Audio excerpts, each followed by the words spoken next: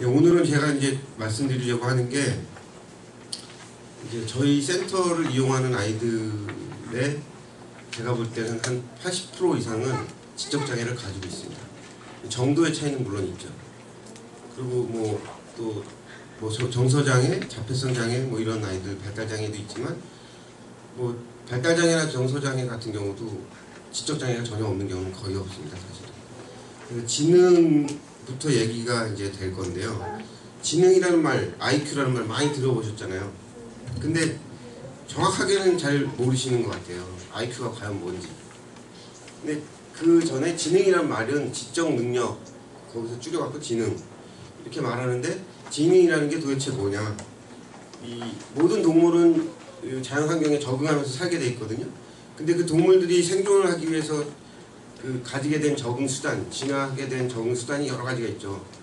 예를 들면 카멜레온의 보호색이라든지, 혹은 사자나 호랑이 발톱, 그다음에 앞발의 그런 발톱 이런 거. 또 여러 가지 것들이 있어요. 오징어는 예를 들면 먹물을 쏘고. 근데 인간은 그 생존을 위해서 자연을 극복하고 모든 그 동물의 그런 위험으로부터 살아남기 위해서 발전시킨 인간이 가지고 있는 능력, 수단은 지능이라는 거예요. 신체적인 능력만 인간이 가지고 있었다 그러면 만물의 영장이 절대 될 수가 없죠. 우리보다 우월한 동물들이 많잖아요. 신체적인 능력만 보면. 근데 과연 그럼 이런 지능이라는 게 어떻게 해서 인간이 사회에 적응하고 환경에 적응할 수 있는 수단인 것인지, 그건 뒤에 설명을 하겠고요. 그 다음에 IQ.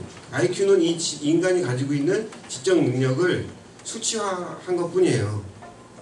그 수치화라는 것도 사실은 동물하고 인간을 IQ를 비교하기도 하지만, IQ를 재는 가장 큰 이유 중에 하나는 같은 인간들 간의 그 차이를 알아내기 위한 게 첫 번째 목적이죠. 근데 문제는 IQ라고 하는 거는 지적 능력, 지능 지수를 재는데 얘의 무슨 언어 능력 혹은 상식 이런 것들을 하나를 재는 게 아니라 전반적인, 보편적이고 일반적인 이 사람의 대체적인 능력을 수치화해 준 것 뿐이에요. 지능이 몇이라고 했을 때 이 사람이 뭘 잘한다 이건 알 수가 없는 거죠. 얘는 머리 중에서 어느 부분이 더 발달했다든지 뭘 더 잘한다든지 이런 정보는 사실 크게 얻을 수가 없어요. 지능 지수에서. 그래서 제가 지능이라는 것과 IQ라는 것을 이퀄로 안 하고 약, 대략, 약 얼마 할 때 그거잖아요. 대략 비슷한 정도를 의미하는 거고, 지능에 대해서 가질 수 있는 오해들 몇 가지가 있는데요. 대표적으로 첫 번째, IQ가 높으면 성적이 높을 것이다. 근데 연구를 과학자들이 해봤더니 IQ하고 학업 성적하고 관계는 20% 미만인 걸로 나왔어요. 근데 어떤 연구는 16%도 안 되는 연구도 있어요. 관계가. 얘 성적 점수가 평균 90점 이상 나오는 애들이 IQ가 120, 140 되느냐? 그게 아니다라는 거죠. 그럴 수가 없어요. 왜냐하면 아시겠지만 학교 공부를 잘하고 성적이 잘 나오는 데는 그 아이 머리 똑똑한 것만 가지고는 절대 안 되죠. 머리가 아무리 똑똑해도요, 집에서 엄마 아빠가 매일 부부싸움해요. 그러면 공부가 될 수가 없죠. 뭘 공부를 할 여건도 안 되는 거예요.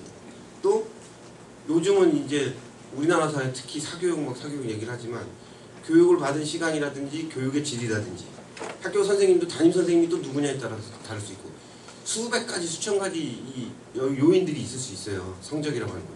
근데 물론 지능이 16% 영향을 미친다 그러면 적은 건 아니죠. 20%라는 적은 건 아니에요. 수십 가지 중에 20%나 되니까 적은 건 아니지만 나머지 80%는 결정을 할 수가 없는 거예요. 그 다음에 또 한 가지는 지능은 타고나는 것이다. 맞아요. 타고나는 게 맞는데, 타고나는 부분은 비유를 말씀드리면 키도 똑같아요. 키도 유전적으로 결정이 돼서 태어나잖아요. 저도 유전자가 별로 안 좋아서 키가 좀 작은데 그렇지만 얘가 원래 타고난 유전자에는 얘 키가 160이에요. 근데 잘 먹고 또 영양도 잘하고 운동도 잘 해갖고 특히 이 성장이 막 활발한 시기에 그러면 원래 키보다 10cm 이상 커질 수도 있는 거죠. 반대로 얘 타고난 키는 170이에요. 근데 잘 못 먹었어. 뭐 영양실 쪽 뭐 아프리카 어디든 뭐 이런 환경에서 잘 못 먹고 영양실 쪽 올리고 맨날 이러면 키가 170이 아니라 160이 될 수도 있는 거죠. 똑같습니다. 지능도. 타고난 지능은 똑똑한 아이가 있을 수 있어요.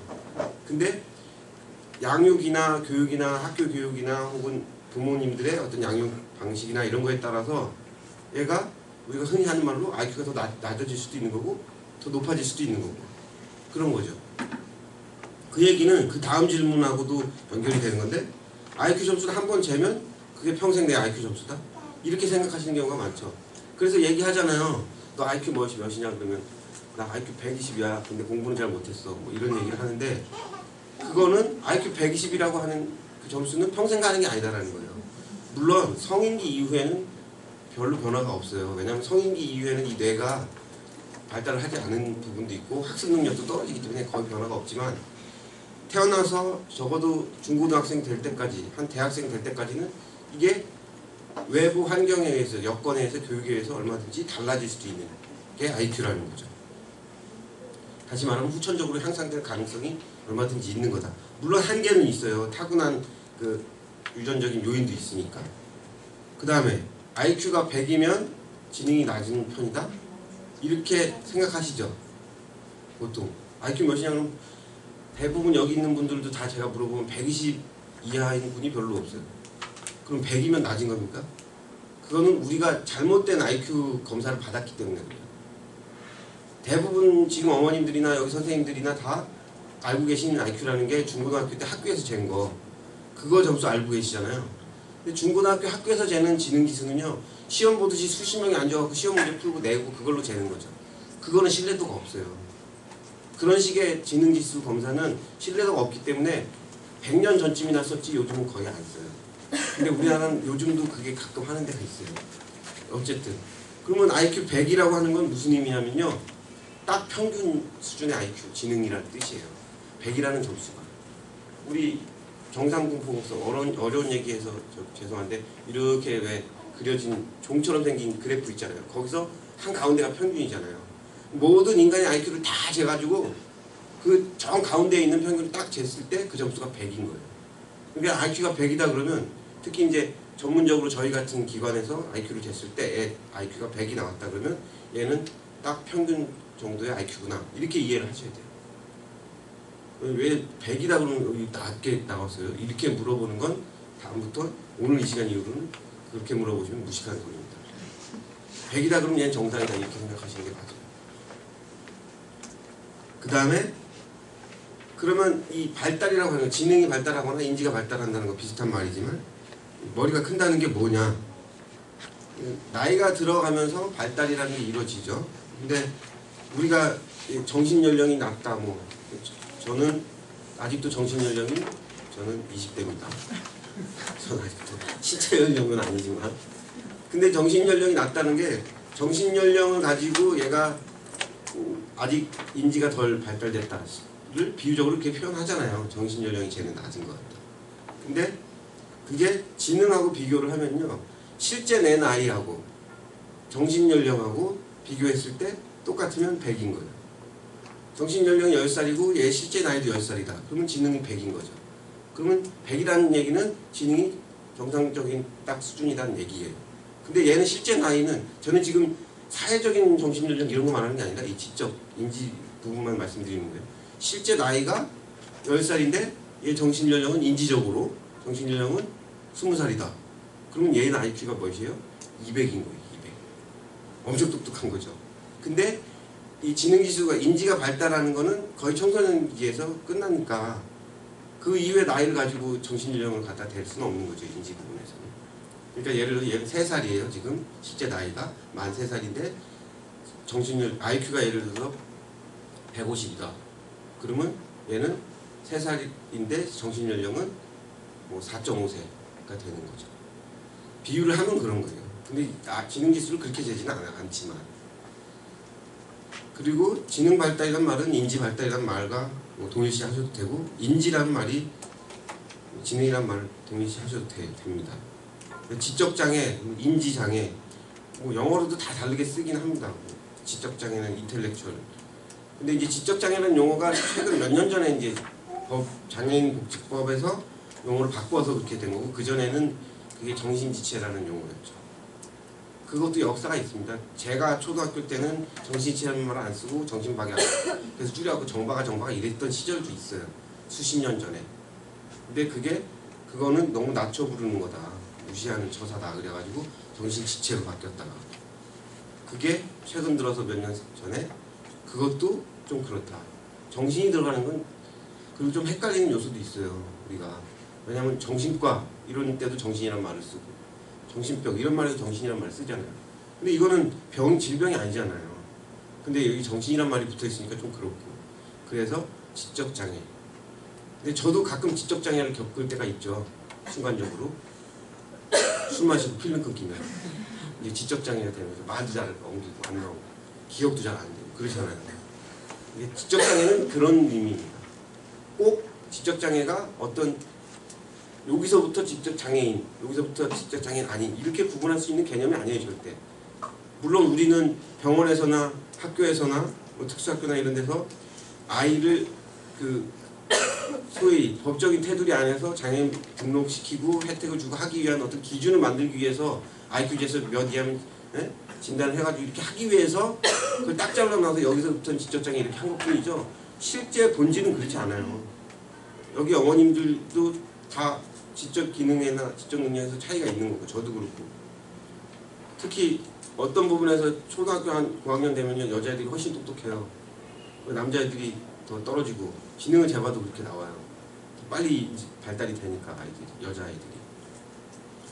그래서 일정한 정도의 문제, 연속선상의 문제로 쭉 있는 거고, 그거를 진단 편의를 위해서 그냥 지능 75 이렇게 기준을 나누는 거예요. 그 다음에 인지 발달이라고 하는 게 뭐가 발달하는 거냐, 지능이 발달한다는 게 뭐가 발달하는 거냐. 지능 지수는 그 발달한 결과를 그냥 수치로 잰 거고, 뭐가 발달한 거냐, 그거를 알기 위해서 나온 이론이 인지 발달 이론이라는 거예요.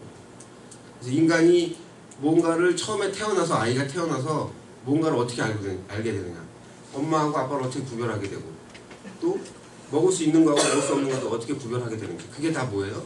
다 인지 능력이고 지적 능력이 있어야만 가능한 거잖아요. 그 다음에 무언가를 알기 위해서, 이런 걸 알아가기 위해서, 인지를 통해서 알아가기 위해서 이런 능력은 어떻게, 이런 능력이 처음에 태어나서 습득이 되고 또 발전이 되어 가는가, 그거를 얘기하고 싶은 거죠. 그래서 그 첫 번째로 전 세계적으로 가장 많이 얘기가 되고 있는 게, 이제 삐아제, 좀 들어보신 분들도 있겠지만, 오죽 유명하면은 삐아제 어린이집, 무슨 삐아제 이런 유치원 이름까지 다 갖다 붙였잖아요. 그럴 정도로 유명한 사람이거든요. 인지 발달 이론이다 그러면 그게 곧 삐아제 이론, 이렇게까지 얘기가 됩니다. 근데 삐아제 이론의 핵심 개념이, 이게 조금 어렵긴 한데 제가 쉽게 예를 들어서 설명을 드릴게요. 아이가, 예를 들어서 3살짜리 아이가 이제 말을 처음 배우기 시작해요. 근데 그건 말만 배우는 게 아니라 이미 말을, 아이들이 첫 낱말을 하기 전에 이미 머릿속에 많은 지식들이 있어요. 말로 표현을 못할 뿐이지. 이 사람은 엄마고, 이 사람은 아빠고, 이 사람은 우리 형이고, 뭐 있잖아요. 그런 지식들이 이 말을 하기 전에 이미 머릿속에 있단 말이에요. 그럼 그걸 어떻게 습득했느냐 이거죠. 지금 그 설명을 드리려고 그러는 거예요. 뭐냐, 대상이 있어요. 대상이 있는데 이 대상이 뭐냐, 날아다니는 게 있어요. 딱 보니까 하늘에 뭐가 날아가. 대상을 딱 봤어요. 근데 얘 머릿속에 이미 알고 있는 게 새라는 말을 엄마가 들려줘서 아는 게 있어요. 설명도 해줘서. 엄마가 설명을 그렇게 한 거예요. 처음에 얘가 세상에 태어나서 처음 본 새 그림이 있는데, 혹은 길에 지나가다 비둘기를 봤는데 엄마가 이건 새야, 새는 하늘 날아다녀, 여기까지만 딱 설명해 줬어요. 머릿속에 새에 대한 지식, 개념이 그렇게 딱 들어갔어요. 그래서 얘는 하늘에 비행기가 싹 날아가는데 그걸 보고, 아 저기 새라고 설명하죠. 왜냐면 얘 머릿속에 있는 개념, 이걸 삐아제는 어려운 말로 도식이라고 하는데, 새에 대한 도식이 있어요. 개념이 있어요. 그게 뭐예요? 날아다니는 거. 딱 거기까지만 지식이 됩니다. 그런데 그렇게 엄마 저기 새 날아가 그랬더니 엄마가, 아 저건 새가 아니고 비행기야. 그럼 저건 왜 새가 아닌데? 물어볼 거 아니에요. 그럼 엄마가 설명해 주겠죠. 저거는 살아있는 동물이 아니야. 여기까지 딱 한마디로 설명해 줬어요. 그럼 얘는 이제 어떻게 된 거예요? 처음에 얘가 그걸 보고 새라고, 저 대상을 새라고 규정한 얘 스스로의 행위, 얘 머릿속에 있는 개념을 가지고 대상을 해석한 거죠. 그거를 여기 있는 어려운 말로 동화라 그런 거예요. 뭐냐면 내가 가지고 있는 개념 도식을 대상에다 동화시킨 거. 그죠? 근데 엄마가 저건 새가 아니라고 그랬어. 그럼 내가 가지고 있는 개념에 뭔가 문제가 생겼어. 이게 아니래. 해서 그 생각을 어떻게 해요? 새에 대한 지식을 어떻게 해요? 바꾸는 거죠. 조금 더 정교화시킨 거잖아요. 그냥 날아다니는 것이 아니라 동물 중에서 날아다니는 걸로. 개념이 좀 바뀌었죠. 지식이 발전되고 발달된 거예요. 그걸 바꾸는 행위를, 머릿속에서 바꾸는 행위를 조절이라고 해요. 그리고 이 동화 조절을 끊임없이 반복하면서 새에 대한 개념이, 날아다니는 것 중에 동물은 다 새냐? 그럴 수도 있지만 아닐 수도 있죠. 아닌 예가 뭐가 있어요? 네, 곤충. 그러면 그거를 봤을 때 또 얘는 새라 그러면 그건 뭐예요? 동화를 한 건데, 그거 새 아니야? 그건 곤충 곤충이라는 거야. 그러면 아 그렇구나 하고 다시 지식을 바꿔요. 그럼 조절을 한 거예요. 이게 계속 끊임없이 평생 이루어지는 겁니다. 지금 어머님들 여기 오셔서 요 짧은 몇십 분 동안 동화 조절하셨어요. 지능에 대해서. 그죠? 여러분들이 이미 알고 있는 지능에 대한 개념이 있었는데 그걸 제 얘기를 들으면서 조금 바뀌었다. 그럼 동화했다가 조절이 된 거죠. 이렇게 해서 아주 어린아이가 태어난 순간부터 성인이 될 때까지 혹은 성인 이후에 평생토록 습득하는 지식들은 다 이런 과정을 거치는 거예요. 이런 과정이 결국 무슨 과정이냐? 한마디로 인지발달 과정이다. 이렇게 설명을 하는 거죠. 그래서 그걸 그러면 어떤 단계를 거쳐서 하느냐? 그걸 설명하는 게 이제 나이별로 이렇게 설명을 하고 있어요. 단계별로. 그래서 태어나서 만 2세 전까지 요 때는 감각운동이라고 부르는데, 왜냐하면 이때는 아직 언어가 발달하지 않기 때문에 세상에 있는 대상물, 대상에 대한 지식을 감각, 그러니까 보는 거, 듣는 거, 만지는 거, 뭐 빠는 거, 이런 감각하고 운동, 기어다니고 뭐 움직일 수 있으니까 만지는 것도 운동이고, 이런 걸 통해서 지식을 습득한다. 그래서 아이들이 처음에 태어나면 아무런 인지 기능이 없고, 예를 들어서 반사 행동밖에 못해요. 예를 들면 그 반사 중에 대표적인 게 두 가지가 잡기 반사하고 빨기 반사예요. 그거는 조물주가 날 때부터 주어진 능력이에요. 반사적으로 손에다 뭐 갖다 놓으면요, 태어난 아이들은 꽉 잡아요. 입에다 뭐 갖다 대면 쭉쭉 빨아요. 왜 조물주가 그 두 개는 무조건 집어넣어줬는지 아세요? 젖 먹어야 되잖아요. 젖 빨아야 되죠. 또 먹으려면 손에 잡힌 걸 입에다 갖다 넣어야 되잖아요. 그거는 생존에 있어서 가장 먼저 해야 되는 일이에요. 근데 신기하게도 인간은 지능을 갖고 있기 때문에, 인지 능력이라는 게 있기 때문에 그 두 가지 아주 반사적인, 동물적인 반사적인 행동 가지고도 지식을 습득할 수 있어요. 대표적인 거, 입에 닿는 건 무조건 빨죠. 처음에는 반사적으로. 근데 빨아보니까 이건 엄마 젖인 거하고 이건 이불자락 같아요. 대상을 구별해요. 이게 이불이라는 이름으로 불려지는 건지 이게 엄마 젖이라고 불려지는 건지 몰라요. 얘는 아직. 그렇지만 대상에 개념을 집어넣어서 구분을 해요. 그래서 그게 좀 반복되다 보면 어떻게 해요? 이불 갖다 주면 안 빨아요. 그죠? 우유병, 젖꼭지나 이런 물리면 빨죠. 그때부터는 구별을 하게 되면 이미 지식이 생긴 거예요. 대상이라고 하는 건 제가 어머님들한테 설명하는 인지발달이라는 이런 복잡한 아주 고등한 이런 추상적인 개념 이외에 여기서부터 시작이 되는 거예요. 똑같아요. 근데 방식은 똑같다 이거예요. 근데 여기 이때 이제 그렇게 해서 외부 환경하고 상호작용하면서 사물을 구별하고, 뭐 냄새, 촉각, 뭐 감각 중에 촉각도 있잖아요. 촉각으로도 구별을 합니다. 냄새 맡고 이건 엄마 냄새, 이건 아빠 냄새. 사람은 구별하죠. 다 구별합니다. 근데 이때 또 하나 습득하는 게 있어요. 여기서부터 이게 약간 지적 기능이 떨어지거나 장애가 있는 경우는 여기서부터 조금 이제 관찰해 보시면 알 수 있는 게 있어요. 대상 영속성 개념이라는 게 습득이 되는데, 그게 뭐냐? 우리 까꿍놀이라고 그러죠. 커튼 같은 데 뒤에 숨어갔다가 딱 나타나면서 까꿍하면 애들이 웃죠. 그 까꿍놀이라는 게 왜 가능하냐? 눈앞에 보이는 사물이 눈앞에서 사라져버리면 그게 이 지구상에서 아예 존재하지 않는 게 되는 겁니까? 아니죠. 커튼 뒤로 숨었을 때 뒤로 숨어서 내 눈앞에 없어졌지만 엄마는 거기 있다라는 사실을 깨닫는 순간이 옵니다. 요 시기에. 날 때부터는 모르고요. 돌 이상, 돌 정도는 돼야 돼요. 근데 어떤 아이들은 그렇게 숨었을 때 관심을 안 보여요. 찾지도 않고. 그건 뭐냐면 아직, 그건 이제 돌 이전 아이들은 다 그래요. 다 그러는데 왜 그러냐면 대상이라는 거는 내 눈앞에서 보이든 안 보이든 상관없이 이 세상에 계속 존재하고 영속하고 있다. 특히 지금 내가 처음 본 그 대상들은 다 이런 게 예를 들어서 이렇게 덮여져 있을 때 이게 없어진 게 아니다라는 걸 모르는 거예요. 아직 그게 이제 돌 이전 아이들은 아직 잘 모를 수 있어요. 근데 인지 기능이 장애가 있거나 발달이 지체되는 경우는 나이가 좀 돌 지나고 뭐 2돌 되고 3돌 돼도 모를 수 있어요. 그리고 깍꿍놀이 할 때도 잘 반응이 없을 수 있는 거죠. 예를 들면. 그 다음에 의도적으로 행동을 할 수 있게 되는 거죠. 이때 그 의도라는 게 그 반사 행동 이후에는 다 발전이 되는 거예요. 그 다음에 2살부터 7살 사이에는 이제 말이 이제 시작되죠. 거의 이 시기에 말이 폭발적으로 언어가 발달이 됩니다.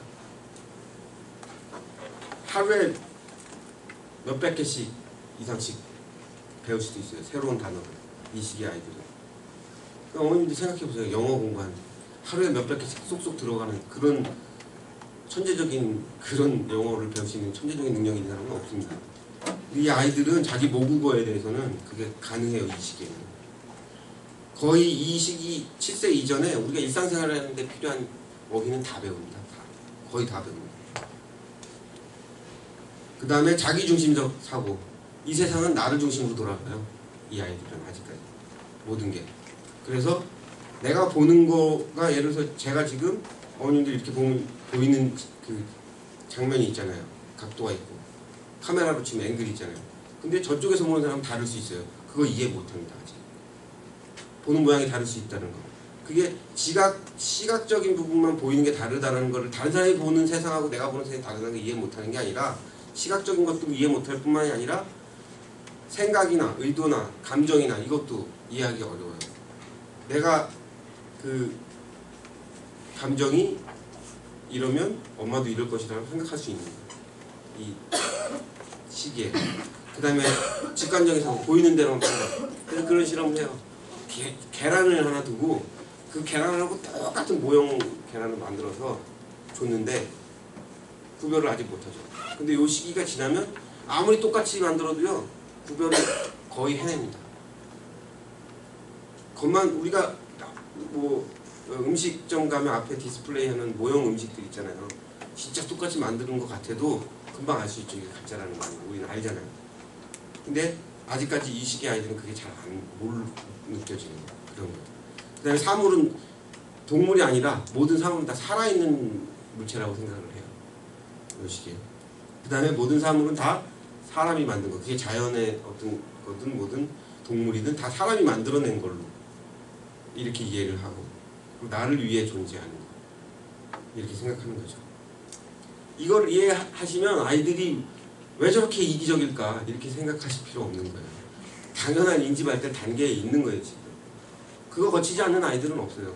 물론 개인적인 기질이나 성격이 순해서 엄마가 하지마 그러면 단번에 그냥 안 하고 착하게 이렇게 하는 아이들도 있지만 그건 성격의 문제인 거고 인지적으로 보면 그렇다는 거죠. 그 다음에 이제 11세부터 청소년기에 가면 거의 인지가 완성이 되는데 정신적인 조작이 가능해져요. 이건 무슨 얘기냐면 머릿속으로 조작을 할 수 있는 거예요.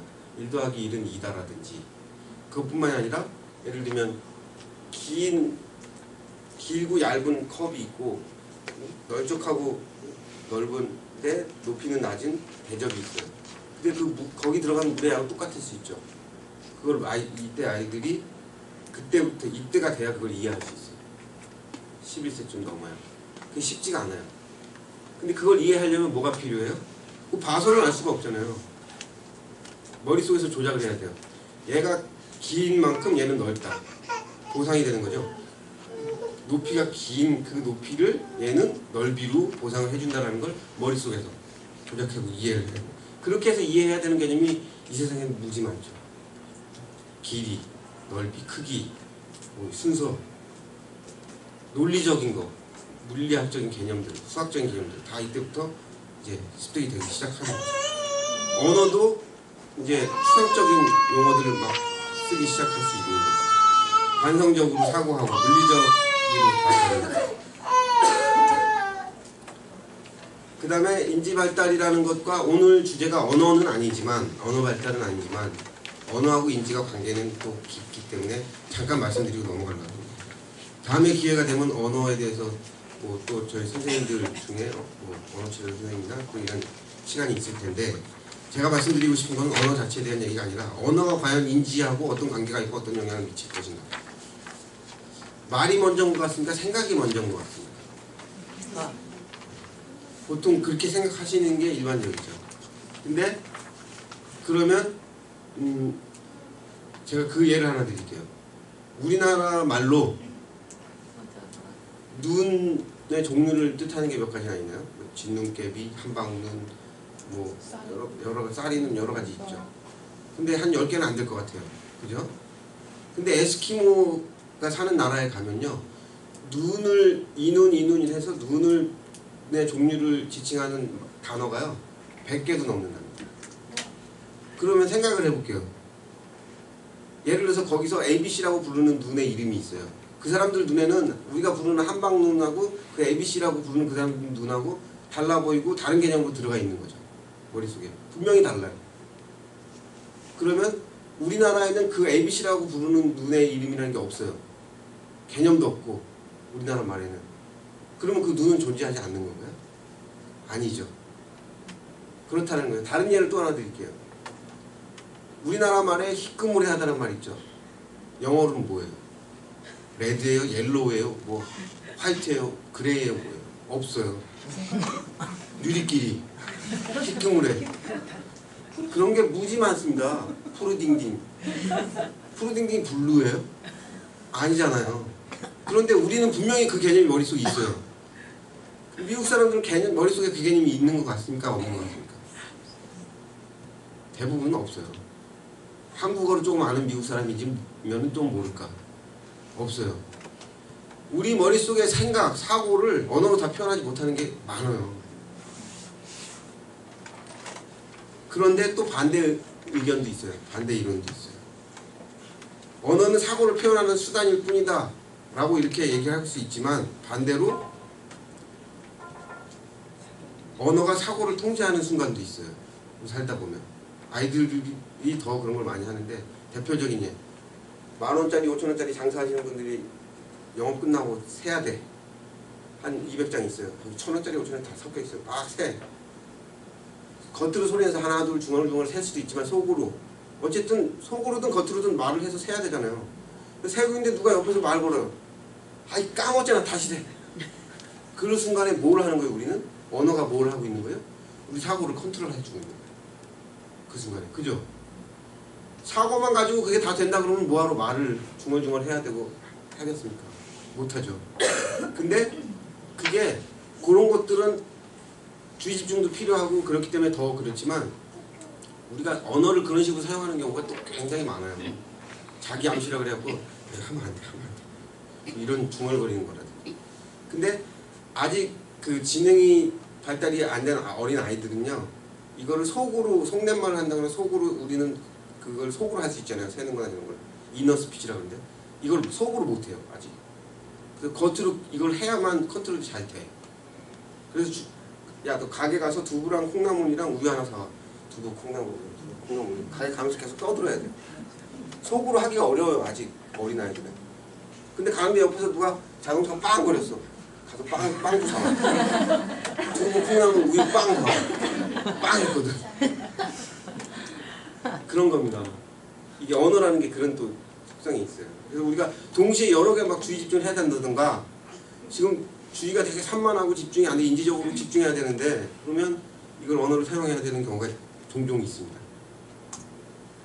그 다음에 요거는 삐아제이로랑 좀 다르게 요거는 인간이 이건 발달이 아니라 정보를 외부의 정보를 수용을 처음에 보거나 듣거나 이랬을 때 그걸 어떻게 수용을 해서 처리하고 머릿속에 기억시키느냐 이거에 관한 이론인데 이걸 이제 정보 처리 이론이라고 부르긴 하는데 마치 컴퓨터가 정보를 처리하듯이 그걸 설명을 해요.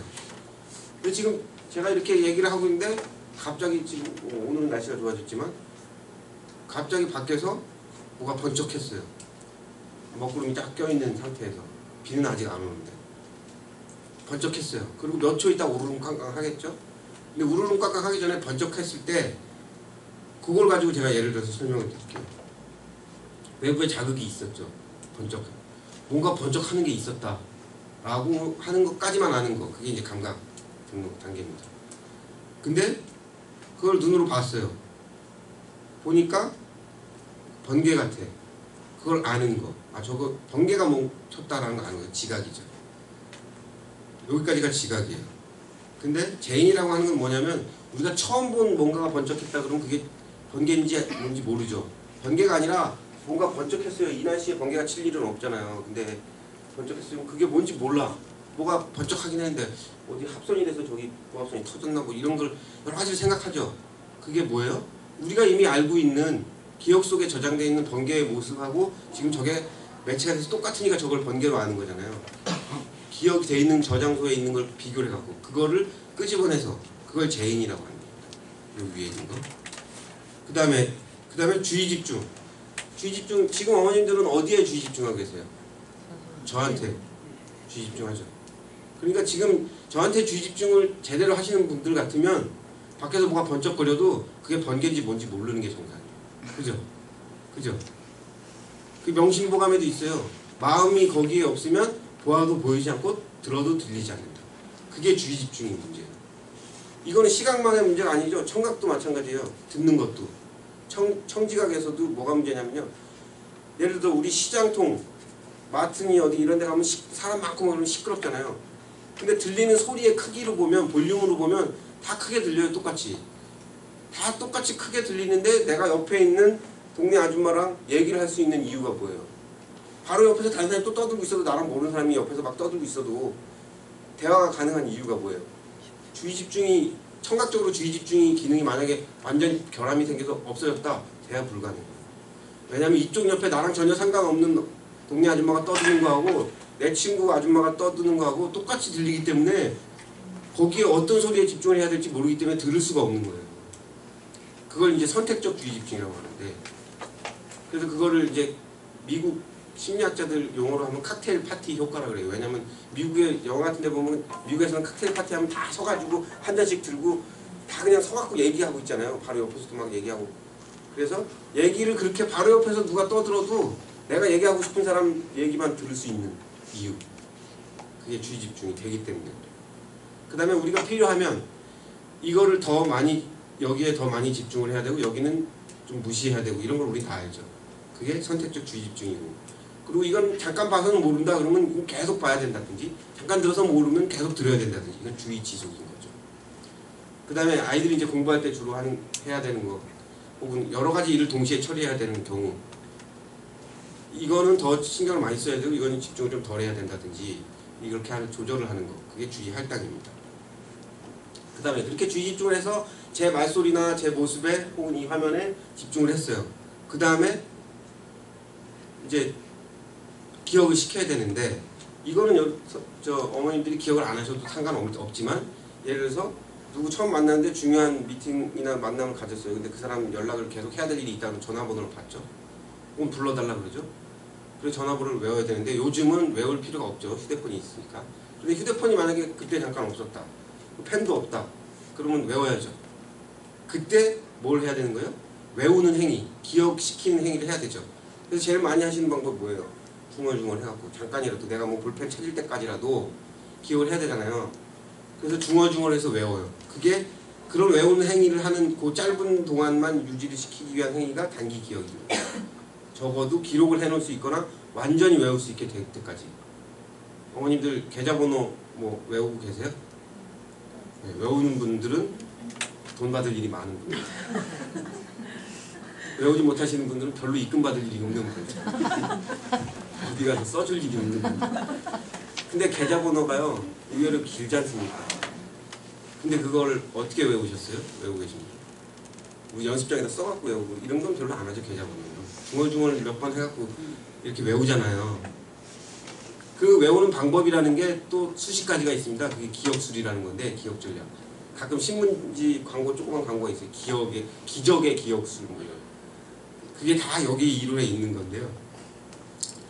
제가 숫자를 한번 불러드릴게요. 제가 얼마큼 외울 수 있는지 그냥 빠르게 한번 적어보시고 그 다음에 그걸 불렀던 걸 다시 기억해서 불러볼게요. 맞는지. 3, 1, 4, 1, 5, 9, 2, 6, 5, 3, 5, 8, 9, 7, 9, 4, 3, 3, 8, 3, 2, 3, 8. 다시 해볼게요. 3, 1, 4, 1, 5, 9, 2, 6, 5, 3, 5, 8, 9, 7, 9, 3, 2, 3, 8, 4, 3, 3, 8. 끝에가 바뀌었나? 끝에 바뀌었죠. 4, 3, 3, 8, 3, 3, 8. 꽤 길게 외우죠. 이거 100몇십까지 100몇십 개의 숫자도 더 외울 수 있어요. 그거는 기억수를 어떻게 쓰느냐에 따라 다른 거예요. 근데 이거를 계속 훈련하면요, 숫자만이 아니라 물건, 사람 얼굴 다 그런 식으로 이름 그렇게 기억할 수 있답니다. 그게 뭐 묘기부리로 쇼에 나가기 위해서 하는 사람도 있지만 이게 더 많이 필요한 게 이제 우리 아이들이죠. 그 얘기는 제가 지금 할 겁니다. 근데 이렇게 해서 이 숫자가 저는 지금 제가 불러드린 숫자는 제 장기 기억 속에 이미 저장이 되어 있어요. 언제 어디서든 지금 이 숫자는 다시 또 외워서 불러드릴 수 있어요. 단기 기억에서 어떤 기억 전략을 썼느냐에 따라서 이게 가능해지는 겁니다. 그래서 장기 기억 속으로 들어가 있어요. 그 다음에 우리가 이제 아까 제가 술 먹고 필름 끊긴 얘기를 했는데, 술 먹고 필름 끊기는 게 이 장기 기억에 일시적으로 이 저장이 안 되는 거죠. 술 때문에 내가 마비가 돼가지고. 그래서 무슨 일이 있었는지 기억이 안 나는 거예요. 그 무슨 일이 있었는지 기억을 해내는 그거를 인출, 회상이라고 부르는 거고요. 단기 기억에서 아무 기억 전략을 쓰지 않으면 전화번호를 중얼중얼 외우지 않으면 그게 까먹어지는 거죠. 그게 망각인 거고. 그 다음에 기억은 하고 있는데, 뭔가를 기억을 하고 있는데 잘 생각이 안 날 때가 많죠. 그게 접근 곤란이에요. 머릿속에 있는 기억, 개념, 지식. 그때 지난주 토요일날 저녁 때 누구 만났는데 그 사람 누구였더라? 생각이 날 것 같은데 안 난다. 이런 것들. 그게 접근 곤란이라는 거예요. 그 다음에 여기서 이제 마지막 이제 인지 발달의 최고점에 이르게 되면 이게 필요한데요. 기억하려면 무언가를 해야만 된다. 전화번호를 기억하려면 중얼중얼 하든지 써놓든지 여기다 저장을 해놓든지 해야 된다라는 사실을 아는 거. 그게 중요해요. 지금 제가 아이들 얘기하고 있는 거예요. 지적 장애가 있는 아이들, 학습 장애, 이런 아이들이 제일 부족한 게 안 되는 게 지금 이런 부분인데, 요거는 기억에 관해서 우리가 알고 있는 거죠. 이거는 아무도 학교에서도 안 가르쳐줘요. 엄마 아빠도 안 가르쳐줘요. 선생님도 안 가르쳐줘요. 아무도 안 가르쳐줘요. 타고나는 거거든요. 어머님들 이걸 중얼중얼 하지 않으면 전화번호를 외울 수 없다라는 거를 누구한테 배웠어요? 아닙니다. 이거 타고나는 거예요, 이게. 근데 이게 아주 중요해요. 이 사실을 아는 게 아주 중요해요. 그래서 제목이 사고에 관한 사고, 인지에 관한 인지. 근데 지금 말씀드린 건 기억에 관한 인지인 거죠. 기억이라는 게 이렇게 해야만 뭔가 기억이 된다는 사실을 아는 거. 기억력이 좋다 나쁘다 얘기하는 게 아니에요, 지금. 우리 아이들도 마찬가지예요. 기억력이 나쁘거나 좋거나 이렇게 말할 수 없어요. 그 다음에 또 한 가지 중요한 거. 공부할 때 그런 게 많은데 1단원하고 3단원은 내가 공부를 이미 많이 해서 많이 외우는 게 많이 있으니까 그거보다는 2단원하고 4단원 먼저 하자 라고 생각을 할 수 있는 능력. 그건 뭐예요? 주의 집중을 어디다가 더 둬야 되는지. 지금 이 공간에서 어머님들이 주의 집중을 옆에 분이나 혹은 천정이나 책상이 아니라 저한테 주의 집중을 할 수 있는 이유도 지금 어디에 주의 집중을 해야 되는지를 알고 계신 거잖아요. 그걸 생각할 수 있는 거. 그것도 인지에 관한 인지고. 그 다음에 이거 너무 복잡해. 그러니까 이거 좀 간단하게 그림으로 이렇게 그려서 그러면 외우기 쉬울 것 같아. 우리 영어 단어 외울 때 별의별 짓 다 했잖아요. 중고등학교 때. 가장 단순한 게 깜지라 그러죠. 그냥 연습장에서 시커멓게 쓰는 거. 제일 수준 낮은 외우는 방법. 근데 학교 선생님들은 그걸 그렇게 시켜도 외우는 방법 중에 제일 수준 낮은 방법이에요. 그 단어 외우는 중에. 깜지 만드는 거. 수백 번 쓰는 거. 그렇게 해서 외워지는 게 아닙니다. 단어라는 게. 근데 예를 들어서 머티리얼이라는 게 뭐 물질이라는 영어 단어가 있어요. 발음이 메추리알이랑 비슷하니까 머티리얼, 메추리알 물질 이렇게 외우는 경우 조금 더 수준이 높죠. 계속 반복해서 수백 번 쓰는 것보다는 수준이 조금 높아요. 그런 방법 이외에 더 고차적으로 제일 수준이 높은 기업 전략은요, 이해하는 겁니다. 이해하고 그 개념들을 서로 관계를 생각해보고 조직을 지어서 조직화시켜보고 하는 것들이 훨씬 기억을 잘 시킬 수 있는 방법이에요. 어쨌든 그게 기억 전략이라는 게 그렇게 수십 가지가 있는데, 어떤 기억 전략이 더 효과적인지, 그리고 내가 더 잘하는 건 뭔지. 전화번호 외우시는 분들 중에 혹시 여기 그런 분 있으신지 모르겠는데, 우리 전화 다이얼 있잖아요. 1, 2, 3, 4, 5, 6 있잖아요. 거기서 눌러지는 순서를 그림으로 이렇게 선을 그려가지고 외우시는 분들도 종종 있습니다. 중얼중얼 안 하고. 제가 아는 분들 중에도 몇 분이 있어요, 그런 분들이. 저는 몰랐는데 혹시 해서 물어봤어요, 궁금해서. 그랬더니 이렇게 그려서 외우면 훨씬 쉽대요. 왜냐면 예를 들어서 1, 3, 5 그 다음에 뭐 7이다. 그러면 이렇게 그리는 거죠. 이렇게 딱 그리면 끝나니까. 좀 길어지면 이렇게 뭐 그려지겠죠. 네모라든지 뭐 마름모라든지 이렇게 되겠죠.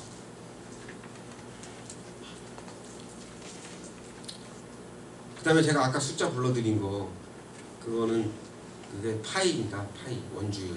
수학 시간에 배우는 파이. 파이는 소수점이 무한대로 나가요. 3.14 있잖아요. 근데 그걸 외울 때 중얼중얼 외우는 것도요, 그냥 중얼중얼 외우면은 몇 개 못 외우죠. 그렇게 해서 기억 전략을 안 쓰고 단순히 한 개씩만, 숫자를 한 개씩만 외울 수 있는 그 숫자 개수는요, 7 플러스 마이너스 2랍니다. 연구를 해보니까 모든 인간이. 그래서 숫자를 한 개씩 따로 이렇게 외웠을 때 외울 수 있는 단어든 숫자든 개수가 7개 플러스 마이너스 2개예요. 조금 기억력이 높은 사람은 9개, 조금 떨어진 사람은 5개. 근데 지적장애가 있는, 뭐 정신지체든 지적장애든 학습장애든 지적장애가 있는 아이들이 연구를 해보니까 외울 수 있는 개수는 5개 플러스 마이너스 2. 2개밖에 차이가 안 나요. 근데 제가 숫자를 아까 외운 게 7개가 아니잖아요. 그거는 외우는 것도 우리가 끊어서 리드미컬하게 3.14, 4개, 말로 글자로 3.14, 1592, 6535 이렇게 4개씩 끊어서 외우면 그 4개 하나 끄는 거 안에다 숫자를 4개를 집어넣는 거죠. 그걸 묶는다고 해서 청킹이라고 그러는데, 그렇게 하면은 그렇게 해서 7개를 외우면 숫자를 몇 개를 외우는 거예요? 28개를 외울 수 있는 거죠. 그런 식으로 할 수 있는 거예요. 외우는 것도 전략이 있는 거죠. 다 그렇게 외우시잖아요. 한 개씩만 외우는 사람들은 거의 없잖아요. 3개 안에 4개씩 묶어서 이렇게 리드미컬하게 계좌번호 같은 거 외울 때도 그렇게 외우시잖아요. 그게 기억 전략이, 외우는 것도 암송이라는 것도 그런 게 있는 거죠. 그럼 지적장애라는 건 과연 뭐냐? 앞에 얘기하면서 조금씩 나왔는데요. 전통적으로 지적장애를 정의를 내리고 진단할 때 쓰는 기준이 2가지가 있었어요. 지금도 이거는 쓰고 있어요. 그게 뭐냐? 첫 번째는 지능지수, IQ. 그래서 아까 제가 정상분포 곡선 이렇게 말씀드렸는데, 통계적으로 말씀드리면 평균이 100인데, 그걸 이제 통계치에서 표준 편차라고 그래서 표준하고 편차 벌어지는 그걸 봤을 때 마이너스 2 표준 편차 이하로 떨어지면 그거를 그때부터 지적장애로 보겠다, 이렇게 규정을 내리는 거예요. 그게 IQ 점수로 하면 70 이하, 미만, 그러니까 69 미만부터 이제 보겠다고 하는데, 뭐 69, 70 정도 되면, 혹은 72 정도 되면 우리가 경계선급, 보더라인급, 지적장애하고 그 장애를 붙이지 않는 그거하고 경계쯤에 머무른다, 이렇게 보는 거고요. 거기서부터 이제 또 이제 더 밑으로 내려가서 IQ가 많이 떨어진다 그러면 뭐, 그런데 성인들의 지능 지수를 재는 검사 도구가 있어요. 성인의 지능 지수를 재는 검사 도구로 쟀을 때, 그러니까 지능 인지 발달이 딱 완성이 된 고등학교 수준 정도의 지능을 재는 도구로 쟀을 때 측정이 가능한 최하의 지능 점수는 40이에요. 40 이하는 측정이 불가능해요, 그걸로는. 그래서 그런 경우를 위해서 아이들을 위한 아동용 지능검사 도구가 따로 나온 거죠. 그 이하의 아이들을 위해서. 그 다음에 또 한 가지 개념은 지적장애는 18세 이전에, 다시 말하면 아동기에 발견이 돼야 된다라는 거고, 발생이 된다라는 거고, 세 번째는 이제 적응행동이라고 하는 개념이 있는데, 적응행동이 평균보다 많이 떨어진다. 적응행동이 뭐냐? 우리가 살아가는데 필요한 기능들이에요. 뭐 옷을 입는다든지 혹은 버스를 탄다든지 집에서 뭐 심부름을 한다든지 혹은 용돈을 쓴다든지 모든 이런 것들, 뭐 친구를 사귄다든지 이런 것들을 다 통틀어서 우리가 생활하는 데 필요한 기능들이죠. 이거를 적응행동이라는 용어로 표현을 했어요. 이것도 이제 검사하는 체크리스트가 있어요. 필요하시면 저희한테 요청하시면 이거는 검사해 드릴 수 있어요. 시간이 좀 걸리긴 하는데 전반적으로 아이 생활 전반에 대해서 다 있어요. 개인 생활, 뭐 경제, 용돈 관리하는 그런 경제 개념, 뭐 시간 개념, 스타일성 관련된 거 쫙 항목별로 어머니들이 체크를 해주시면 저희가 해석 점수를 내고 통계를 내서 해석을 해드리는 그런 거는 원하시면 말씀을 하세요. 해드릴 수 있어요. 근데요, 얼마 전에 SBS에서 네. 그것이 알고 싶다. ADHD. 제가 중학교 정도 되는 애가 있었는데 네. 학교 생활에는 별로 문제가 없었대요. 네. 근데 걔가 갑자기 겨울방학 때부터 그 아이가 겨울방학 때 폭발적으로 아무 친구들하고도 상관이 없어요. 잘 지내고 그랬었는데 그 폭발적으로 장애에 있었는데 폭발적으로 나타나는 창고에서 자기만의 공간을 네. 만들어서 옷도 다 벗고 네. 해가지고 취재를 나갔었는데 이 엄마 아빠 한 가족은 얘한테 잘해주려고 했었는데 막 폭발적으로 막 뒤집어 놓는 거예요. 네. 그리고서 음식 같은 것도 다 뒤집어 놓고 그런 상황이어서 저기가 전문 선생님이 가셨는데 걔가 어렸을 때부터 뭐지? 성장 과정에서 이해력이라고 해야 되나? 그 저기를 못 해가지고 그렇게 나타난다고 했어요. 그래서 병원에 갔거든요. 네. 근데 그런 게 갑자기 나타날 수 있는 거예요. 잠재력 때문에 그거는 뭐 표현이 제가 뭐 그 아이를 관찰하거나 상담을 해보지 않아서 잘 모르겠는데 뭐 제가 지금 그 말씀 들은 걸로만 판단해 보면 그 지적 장애하고는 관계가 별로 없고요. 정서적인 문제가 더 문제가 많을 것 같고 그런 부분은 이제 뭐 그 정신과 상담 뭐 이런 게 더 검사도 그렇고 더 필요한 부분일 것 같고요. 제가 오늘 말씀드리려고 하는 건 지적 장애 관련된 부분만 지금 말씀드리는 거기 때문에 질문을 하실 때도 지적 장애 관련된 것만 질문을 해주시고 나머지 질문들은 개인적으로 제가 센터에 있을 때 찾아오셔서 말씀을 하시면 돼요. 근데요, 지적장애 저희가 이렇게 여기 제가 다 끝내고 그러면 질문을 받아요. 네, 그렇게 해요. 질문을 그리고 질문도 지금 시간이 많지 않기 때문에 질문도 무한정 받을 수는 없고 11시 반까지만 질문을 받을게요. 그 다음에 이 세 가지를 가지고 이렇게 지적장애다, 요게 떨어지면 지적장애다 이렇게 정의를 했는데요. 이게 요즘에 최근에 와서 이제 바뀌고 있는 추세예요. 근데 저거는 그대로 두고 추가를 하는 거예요. 왜냐하면 예를 들어서 지능지수가 70 이하라 그래도 혹은 적응행동이 떨어진다 그래도 얘가 누군가의 도움을 어느 정도 필요로 하느냐에 따라 얘를 지적장애로 진단을 할 수도 있고 안 할 수도 있다. IQ는 60이에요. 근데 얘가 살아가는 동안에 다른 부모나 혹은 저희들 같은 기관이나 혹은 교사나 특수교사나 이런 사람들의 지원이나 사회복지나 이런 지원, 의학적인 서비스나 이런 게 필요 없을 정도다. 살아가는 게 보니까. 그러면 얘는 지적장애가 아니다. 이렇게 규정하겠다라는 거예요. 그런 흐름이 최근 몇 년 사이에 미국에서부터 이제 시작이 되고 있어요. 근데 제가 얘기하고 싶은 건 그거 말고 앞에서 설명드린 인지 이론의 관점에서 지적장애를 보면 IQ가 단순히 낮다고 해서 문제가 되는 게 아니라 앞에서 말씀드린 것처럼 인지발달 측면에서 정신적으로 조작해야 되는 부분, 그건 지능으로 설명할 수가 없단 말이에요. 처음부터 제가 말씀드렸지만 IQ 점수로는 설명이 안 되는 게 너무 많아요. 내가 똑같이 IQ가 예를 들어서 60이라고 칩시다. 두 아이가. 근데 너무나 다를 수 있어요. 이 두 아이가 인지를 쓰는 거 보면, 머리를 쓰는 걸 보면. 그건 어머님들도 아시잖아요. 그건 그 지적장애 아니라 모든 아이들이 다르게 모든 인간이. 큰 놈은 IQ가 120이래. 작은 놈은 IQ가 130이래. 근데 머리 쓸 때 보면 어느 부분은 얘가 더 똑똑한 것 같고 어느 부분은 얘가 더 멍청하고 이렇잖아요. 그게 중요한 거라는 거예요. 지금 여기 지적장애 있는 아이들도 마찬가지로. 뭐 어디에 그런 문제가 있냐 그걸 아시는 게 훨씬 중요한 거고 그걸 아셔야만 아이의 어떤 지적 문제, 인지 문제에 대해서 이해를 하시고 대응을 어떤 교육을 받거나 혹은 어떤 교육을 요구하시거나 하실 때도 하실 수 있는 겁니다. 그래서 정보 처리 측면에서 기억이나 학습에 필요한 메타인지 기능의 결합. 이게 가장 큰 결합입니다. IQ 점수가 문제가 아니고요. 앞에서 제가 메타인지 설명드렸던 게 뭐였냐면 뭔가를 기억하려면 뭐 중얼중얼 하든 뭘 하든 외워야만 된다. 이거는 아이들이 타고나는 거라 그랬죠. 인간이. 그래서 실험을 해봤어요. 만 3살 된 아이들을 데리고 3살 정도에 이거를 쓸 수 있는지. 왜냐면 3살이면 아직 누가 뭘 교육을 하거나 가르쳐 준 게 없거든요. 그래서 이렇게 실험실에서 그냥 교실, 저희 치료실 같은 데인데 바깥에서만 보이는 창문이 있죠. 안에서는 그냥 거울이고. 거기서 관찰을 해봤어요. 그래서 관찰하기 전에 선생님이 들어가서 아이들을 1대1로 앉혀놓고 오늘 재밌는 게임을 할 건데 컵을 종이컵 같은 거 3개를 놨어요. 투명한 컵 말고 안 보이는 컵 속에 놓고 사탕을 하나 들고 이거 가지고 게임을 할 건데 사탕을 이 컵 중에 하나 넣어놓고 찾는 게임을 할 건데 그 전에 선생님 화장실 좀 갔다 올게. 10분만 기다리고 있어. 그리고 아무 컵에다 사탕을 넣어놔요. 덮어놔요. 그 대신 이거 너 만지면 안 돼.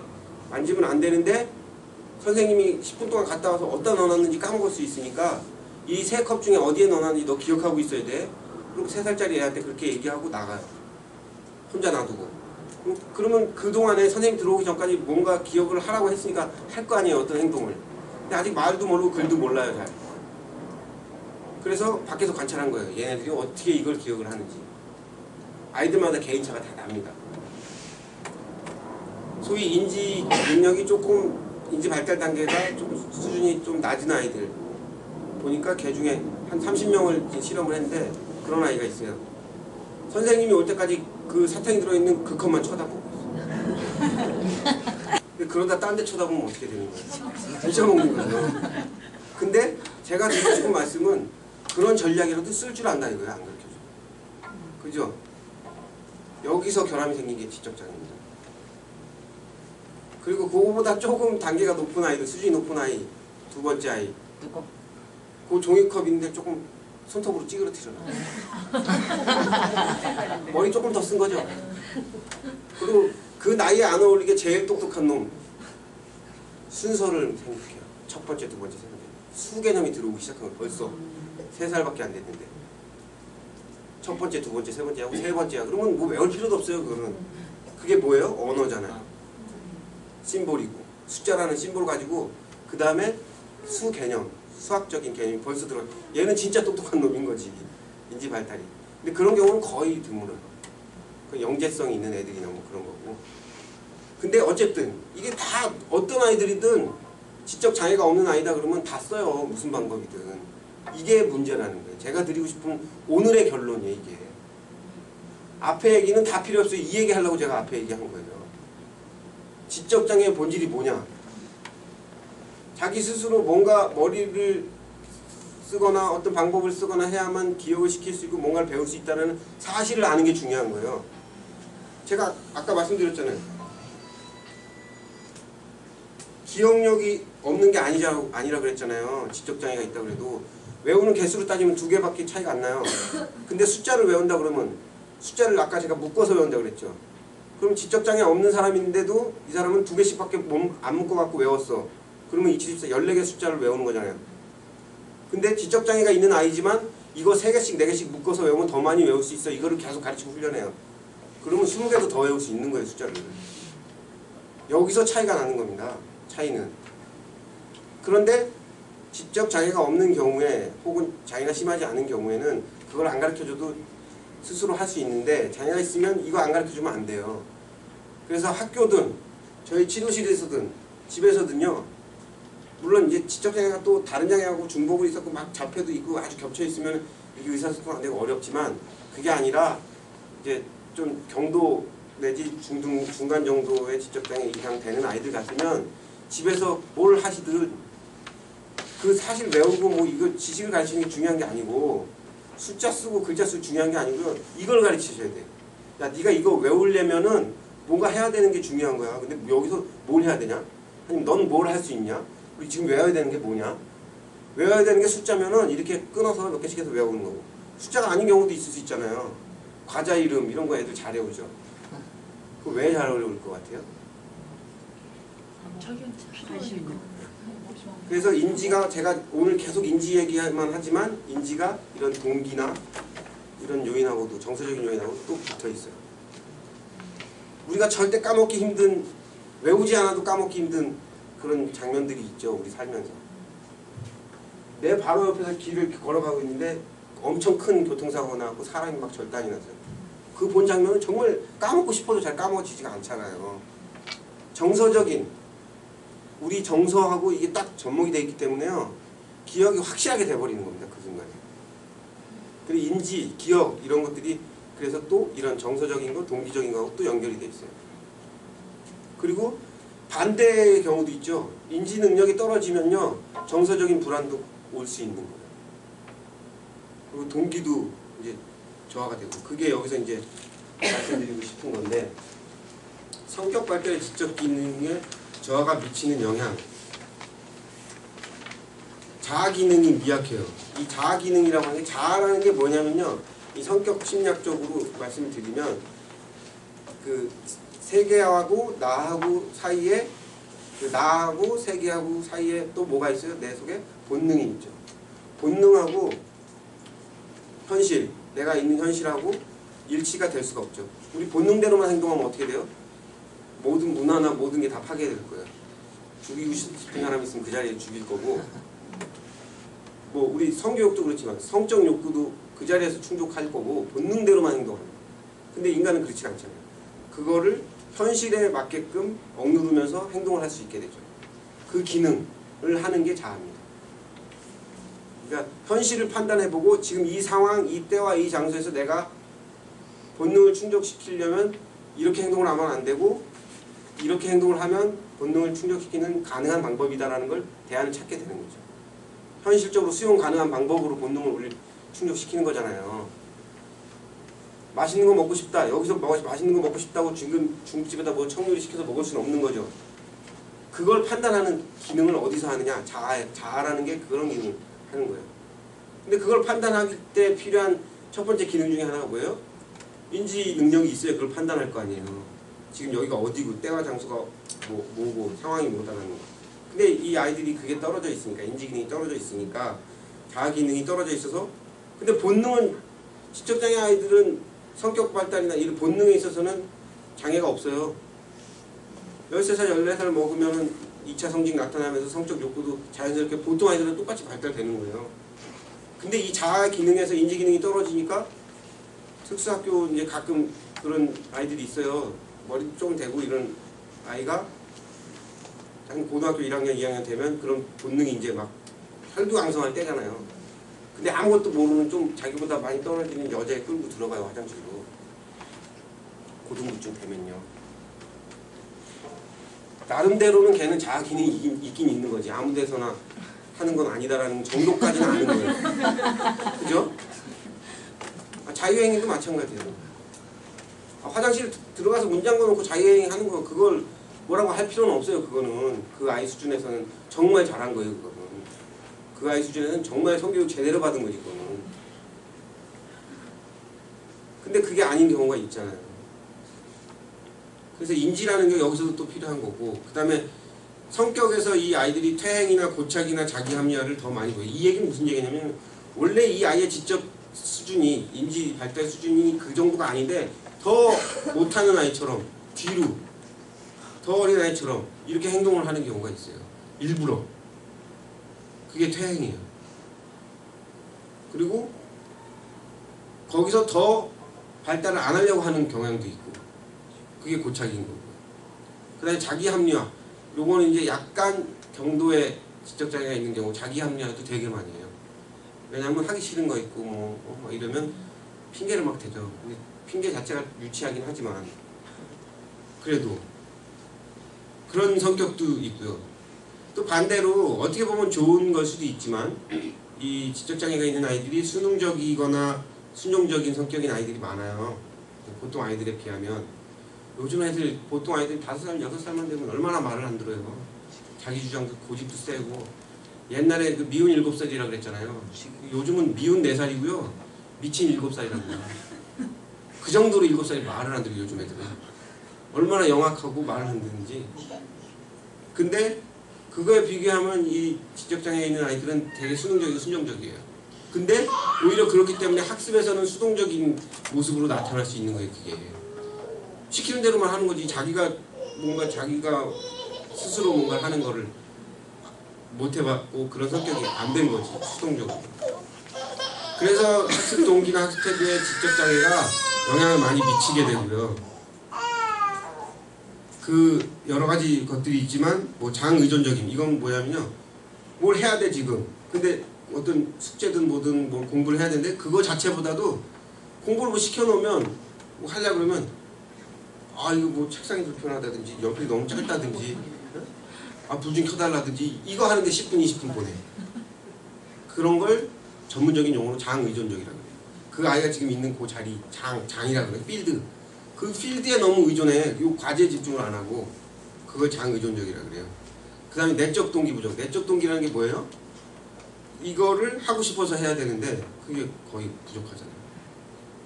그 다음에 학습된 무기력. 이거는 과제를 성공적으로 잘 해결해서 칭찬받고 이런 경험이 적기 때문에 보통 아이들보다 적기 때문에 이게 계속 쌓이잖아요. 그럼 역사가 그런 부정적인 경험을 실패 경험이 많고 부정적인 경험을 10년 20년 계속했기 때문에 무기력해지는 거예요. 나중에는 안 하려고 그래.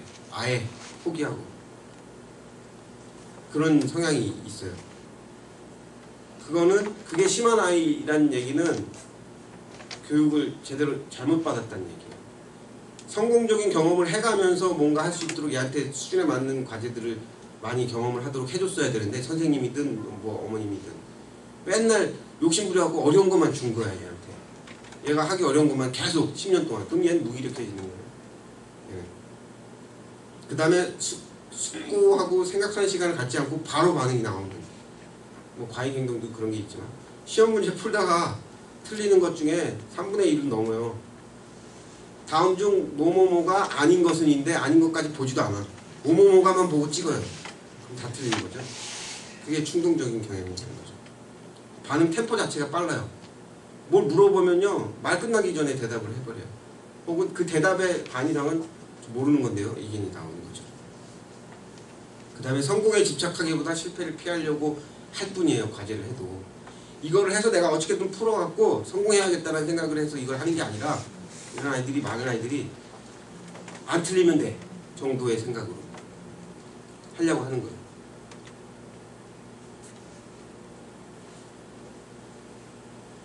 죄송합니다. 중요한 일이라서요. 여보세요? 내가 지금 회의 중인데 급하네? 그거 받았어.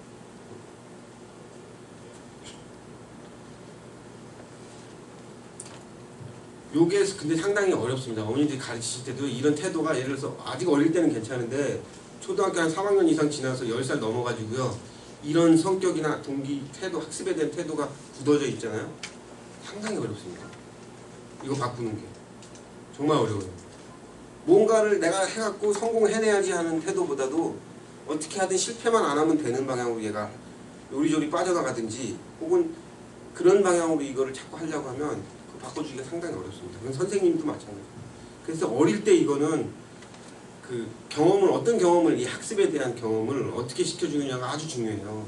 4살, 5살, 6살, 7살 요 시기에 얘한테 조금 약간만 어려워서 조금만 힘 들여서 하면 성공할 수 있는 수준으로 계속 줘야 되는데 어려운 걸 너무 많이 좋은 거예요.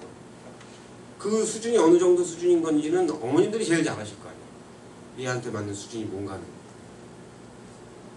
그 다음에 외적 귀인. 이런 것들 때문에 귀인이라는 게 뭐냐면요. 어떤 과제를 해서 내가 성공을 했어요. 혹은 실패를 했어. 그럼 그 이유를 뭐에 두느냐. 시험을 봤어요. 50점 나왔어요. 100점 만점에. 근데 어떤 애는 그 50점 나온 이유를 그렇게 생각하는 거예요. 난 역시 능력이 없나 봐. 난 머리가 안 되나 봐. 이렇게 생각하는 거. 그 다음에 또 어떤 애는 이번에 내가 너무 노력을 안 했어. 공부를 너무 안 했어. 이렇게 생각하는 거. 그게 노력이죠. 또 어떤 애는 문제가 너무 어려웠어. 과제 난이도에 원인을 두는 거죠. 그 다음에 이게 운이 없었어. 이거 다 맞출 수 있었던 건데. 이렇게 생각하는 거. 4가지가 있어요. 반대로 성공 90점 이상 나왔어요. 그때도 마찬가지야. 어떻게 생각해요? 역시 난 똑똑해. 능력. 그다음에 이번에 진짜 나 노력을 많이 해서 이렇게 나온 것 같아 라든지, 아 문제가 쉬웠어 라든지, 아 이번엔 운이 좋았어 라든지, 이렇게 이유를 댈 수 있잖아요.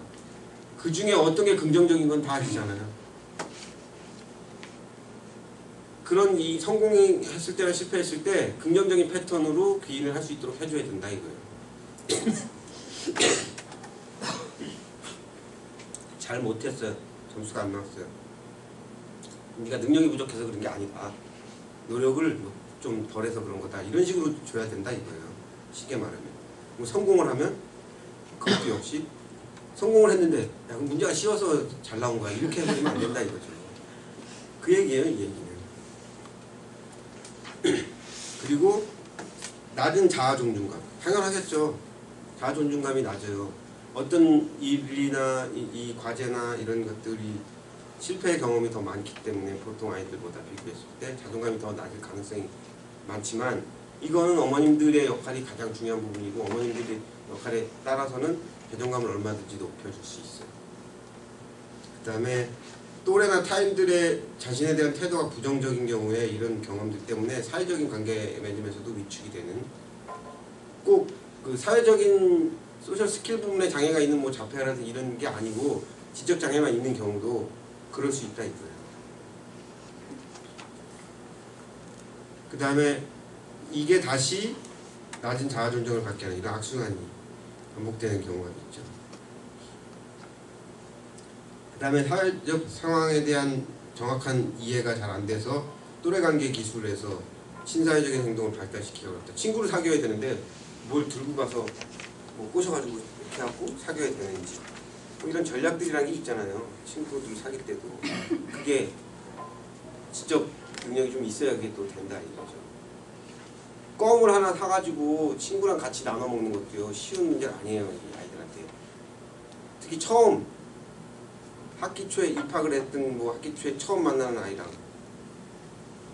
처음부터 야 이거 우리 같이 먹자, 너 내가 까줄까? 이렇게 해서 하는 정도의 아이가 많지 않은 거예요. 이 어린 아이들이 장애가 아니더라도. 근데 장애가 있는 경우는 그게 더 어렵잖아요. 그런 것도 어머님들이 공부를 좀 하셔야 돼요. 제가 이 말씀드린 이런 예들이 단순히 예가 아니고요. 껌을 사가지고 친구랑 같이 사이좋게 나눠 먹는 법을 가르쳐주지 않고 사이좋게 나눠 먹어 이렇게만 하고 끝나시잖아요. 그죠? 구체적으로 방법을 가르쳐줘야죠. 이 껌을 친구랑 같이 나눠 먹으려면 어떻게 해야 되는지. 우선 야 친구가 좀 멀리 있는 것 같으면 부르든지 네가 그쪽으로 가. 가까이 가. 그리고 친구한테 먼저 이렇게 내밀면서 물어봐. 먹을 건지 안 먹을 건지. 아, 싫다는 걸 억지로 주면 안 되니까. 물어봐. 그리고 좀 더 가까워지고 싶으면 네가 직접 까서 이렇게 줘봐. 라든지. 또 여러 가지가 있을 수 있잖아요. 음악을 같이 조금 큰 한 초등학교 5학년쯤 되면 애들 음악 좋아하잖아요. 뭐 지적장애로 마찬가지로 음악 좋아하는 애들 많고. 야, 이 음악을 같이 이어폰 끼고 듣는 거 있잖아요. MP3 같은 거. 음악을 같이 들어 친구랑 음악도 좀 같이 듣고 해. 방법을 가르쳐줘야지. 또 그것도. 그래야 되는 겁니다. 그 방법이라는 게 이미 다 알고 계시잖아요. 몰라서 못 가르칠 건 별로 없어요. 어머님들이 그 정도 소셜 스킬이 없습니까? 있는 거잖아요, 어머님들. 근데 아이들 수준에 눈높이에 맞춰서 설명을 해드려야지. 아니, 그 해줘야죠. 자동차 타고 가는데 신호등 보고 아이가 저거 뭐냐 그러면은 유치원 다니는 아이인데도 대개 엄마 아빠들은 뭐라고 설명을 해요? 신호등. 아니 저 그 파란불 그 화살표 있잖아요. 그걸 보고 저건 직진이고 저건 좌회전이야. 이게 아이들 눈높이에 맞는 설명입니까? 그렇게 하시지 말라 이거예요. 근데 우린 무의식적으로 그럴 때가 되게 많아요. 더군다나 지적장애가 있는데 당연히 더 쉽고 이해하기 쉽게 아이들 눈높이에 맞춰서 설명을 해줘야죠. 아 저런 거는 화살표라고 부르는 건데 왼쪽이 뾰족하잖아. 그럼 뾰족한 쪽으로 이렇게 돌아서 이쪽으로 가라는 거라든지 몸짓 발짓 다 해가면서 이렇게 설명을 해야죠. 무슨 저건 화살표고 좌회전이야 이걸로 어떻게 설명이 됩니까? 근데 이제 제가 특수학교에 근무할 때 이제 보면 특수학교 교장 선생님이 정신지체 특수학교였는데 교장 선생님 일주일에 한 번씩 훈화 말씀 조회 시간에 하는데 제가 봐도 참 어렵습니다. 아이들한테 하는 거잖아요. 아 오늘 3월 달부터 이번 학기에 몇 학년 누구누구 선생님이 전근을 오셨어요. 전근이 뭐예요? 애들이 그 말을 알아들을 거라고 기대하고 그 말을 하시는 건지 뭔지 도저히 이해할 수가 없습니다. 저는. 그래서 결론적으로 제가 드리고 싶은 말씀은 아이를 이해하고 그거는 이해한다는 거는 뭐 이런 지적 능력에 대한 이해도 필수적이고